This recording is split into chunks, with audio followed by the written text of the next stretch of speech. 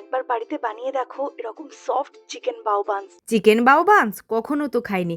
আজকে ট্রাই করব। কি স্বাদে সন্দেহ? তবে চলো আমি আগে বানাই।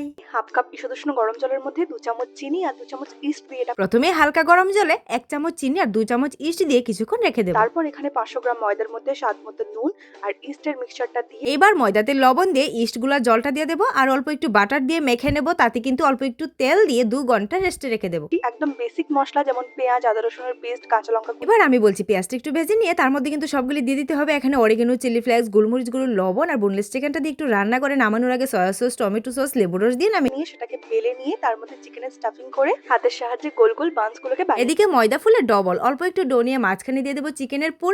এভাবে বান্সগুলি বানিয়ে নিলাম। একটা থালার মধ্যে বাটার ব্রাশ করে ভাপ দিয়ে নেব 15 মিনিট। 15 মিনিট পর রেডি সফট চিকেন বাও বান্স। আর এটা কিন্তু অনেকটাই ভালো হয়েছিল। তোমরা এটা ট্রাই করতে পারো। আমার বানানো এই রেসিপিকে দেবো আমি 8 আউট অফ 10।